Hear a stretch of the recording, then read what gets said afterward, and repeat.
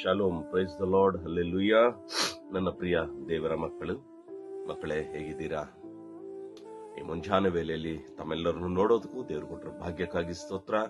ಒಂದು ವಾಕ್ಯಕ್ಕಾಗಿ ನಾವೆಲ್ಲರೂ ಎದುರು ನೋಡೋಣ. ದೇವರು ಈ ದಿನ ನಮ್ಮೆಲ್ಲರಿಗಾಗಿ ಪರಲೋಕದ ಮನ್ನಾ ಎಂಬ ವಾಕ್ಯವನ್ನು ಕಳಿಸಿದ್ದಾರೆ. ಲೂಕನ ಬರೆದ ಸುವಾರ್ತೆ ಪುಸ್ತಕ 7ನೇ ಅಧ್ಯಾಯ 13ನೇ ವಚನ.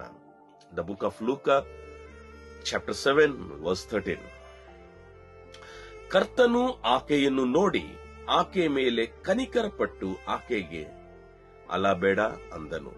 And when the Lord saw her, he had compassion on her and said to her, weep not. Amen. ಇಲ್ಲಿ ಒಂದು ಇದರ ಮೇಲೆಗಿರೋ ವಾಕ್ಯಗಳು ನಾವು ಧ್ಯಾನ ಮಾಡುವಾಗ, ಒಬ್ಬ ತಾಯಿ, ಆಕೆಗೆ ಯಾರೂ ಆಧಾರವಿರೋದಿಲ್ಲ, ಗಂಡನ ಕಳ್ಕೊಂಡು ಕುಟುಂಬವನ್ನು ಕಳ್ಕೊಂಡು ಒಬ್ಬಟ್ಟಿಯಾಗಿರೋ ತಾಯಿ, ಒಬ್ಬ ಯವ್ವನ ಮಗನಿರುತ್ತಾನೆ. ಯವ್ವನ ಪ್ರಾಯದಲ್ಲಿ ಯಾವ ಸಮಸ್ಯೆ ಬಂದು ನಿದ್ರೆ ಹೊಂದುತ್ತಾನೆ ಅಂದ್ರೆ ಮರಣ ಹೊಂದುತ್ತಾನೆ. ಮರಣ ಹೊಂದುವಾಗ ಆ ತಾಯಿ ಒಬ್ಬಟ್ಟಿಯಾಗಿ, ನನಗೆ ಇರೋ ಆಧಾರ ಒಬ್ಬನೇ, ಅವನು ಕೂಡ ಸತ್ತೋದನಂತ ದುಃಖಿತಳಾಗಿರುವಾಗ ಯೇಸು ಆಕೆಯ ಬಳಿಗೆ ಬಂದು ಬರೀ ಮಾತು ಹೇಳಲ್ಲ, ನಿನ್ಗೆ ಏನಂತ ಭಯ ಪಡಬೇಡಿ ಅಂತ. ಕರ್ತನು ಆಕೆಯನ್ನು ನೋಡಿ ಆಕೆಯ ಮೇಲೆ ಕನಿಕರವನ್ನು ಪಟ್ಟು, ಈ ಮುಂಜಾನೆ ವೇಳೆಯಲ್ಲಿ ನಮ್ಮ ಮೇಲೆ ದೇವರು ತನ್ನ ದೃಷ್ಟಿಯನ್ನಿಟ್ಟು ನಮ್ಮ ಮೇಲೆ ಕನಿಕರ ಪಡಬೇಕು. ಆಮೆನ್. ದೇವರು ಯಾರ ಮೇಲೆ ಕನಿಕರ ಪಡ್ತಾರೆ? ಯಾರು ದೇವರ ಮುಂದೆ ತನ್ನನ್ನು ತಾನು ತಗ್ಗಿಸಿಕೊಂಡು, ನಮಗೆ ಆಧಾರವಿಲ್ಲ ಸ್ವಾಮಿ, ನೀನು ಬಿಟ್ರೆ ನನಗೆ ದಾರಿ ಇಲ್ಲ ಅಯ್ಯ, ನೀನೇ ನನ್ನ ಸಕಲವಂತ ತನ್ನನ್ನು ತಾನು ದೇವರನ್ನ ಸಮರ್ಪಣೆ ಮಾಡಿಕೊಂಡರೆ ಅವರ ಮೇಲೆ ದೇವರು ಕನಿಕರ ಪಡ್ತಾರೆ. ಪ್ರಿಯರ ದೇವರ ಮಕ್ಕಳೇ, ದೇವರ ಕನಿಕರ ಪಡೋ ವ್ಯಕ್ತಿಗಳಾಗಿ ನಾವು ಬಾಳಬೇಕು. ನಮ್ಮನ್ನು ನೋಡುವಾಗ ದೇವರಿಗೆ ಕನಿಕರ ಬರಬೇಕು.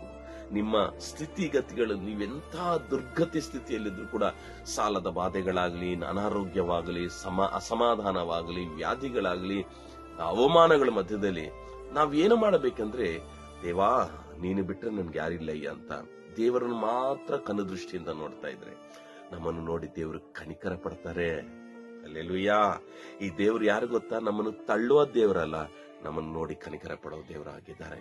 ಆ ದೇವರು ಈ ಮುಂಜಾನೆ ಬಹುಶಃ ನಿಮ್ಮನ್ನು ನೋಡಿ ಕನಿಕರ ಪಡಬಹುದು. ನಿಮ್ಮ ಸ್ಥಿತಿಗತಿಗಳು, ಒತ್ತಾಯಗಳಿಂದ ನೀವು ದುಃಖಿತರಾಗಿ ಮುಂಜಾನೆ ವೇಳೆಯಲ್ಲಿ ಈ ವಾಕ್ಯ ಕೇಳುತ್ತಾ ಇದ್ದಾರೆ. ದೇವರು ನಿಮ್ಮನ್ನು ನೋಡಿ ಕನಿಕರ ಪಟ್ಟು ಹೇಳುತ್ತಾ ಇದ್ದಾರೆ, ಅಳಬೇಡ ಮಗಳೇ, ಅಳಬೇಡ ಮಗನೇ.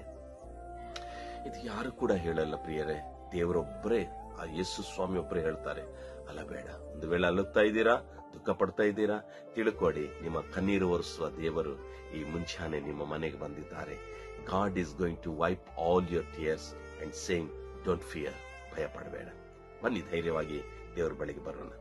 ನಮ್ಮನ್ನು ಬಹಳವಾಗಿ ಪ್ರೀತಿಸುತ್ತಿರುವ ನನ್ನ ಪ್ರೀತಿಯುಳ್ಳ ತಂದೆ, ಅಳಬೇಡ ಅಂತ ಒಂದು ಮಾತು ಸಾಕಯ್ಯ. ಇವರು ಕೇಳುತ್ತಿರೋ ಮಕ್ಕಳು ಕಣ್ಣೀರನ್ನು ಒರೆಸಿ ಅವರು ಮರಳಿ ಚೈತನ್ಯಗೊಂಡು ಧೈರ್ಯದಿಂದ ಅವರ ಜೀವನದ ಪ್ರಯಾಣದಲ್ಲಿ ಮುಂದೆ ನಡೆಯೋದು ಸಹಾಯ ನೀಡಯ್ಯ. ಯಾವ ವಿಷಯಗಳು ಅವ್ರ ಜೀವನದಲ್ಲಿ ಮರಣ ಹೊಂದಿದ್ಯೋ ನೀನು ಹೇಳುತ್ತಾ ಇದೀಯ, ನಾನಿದ್ದೀನಿ, ನೀನು ಅಳಬೇಡ. ಹೌದು ರಾಜ, ಮಕ್ಕಳು ನಿನ್ನ ಬಳಿಗೆ ಬಂದಿದ್ದಾರಯ್ಯ. ಅವ್ರನ್ನ ನೀನೇ ಶಾಂತಿ, ಸಮಾಧಾನ, ಆರೋಗ್ಯ ತುಂಬಿಸಿ ಕಣ್ಣೀರು ಒರೆಸುವ ಒಬ್ಬ ತಾಯಿಯಾಗಿ ಅವ್ರನ್ನ ಸಂತೈಸುವ ದೇವರು ನೀನು ಇರೋದಕ್ಕಾಗಿ ಸ್ತೋತ್ರ. ಯೇಸುವಿನ ನಾಮದಲ್ಲಿ ಪ್ರಾರ್ಥನೆ ಬೇಡಿ ಹೊಂದಿದೆ, ಆಮೆನ್. ನನ್ನ ಪ್ರಿಯ ದೇವರ ಜನರೇ, ನಾಳೆ ಮರಳಿ ನಾವು ಒಂದು ಹೊಸ ಪುನರುತ್ಥಾನ ದಿನದಲ್ಲಿ ಭೇಟಿ ಆಗ್ತಾ ಇದೀವಿ. ಅಲ್ಲಿ ತನಕ ದೇವರ ಮಹಾಕೃಪೆ ನಿಮ್ಮೆಲ್ಲರಿಗೂ ಜೊತೆಯಾಗಿರಲಿ. May God bless you.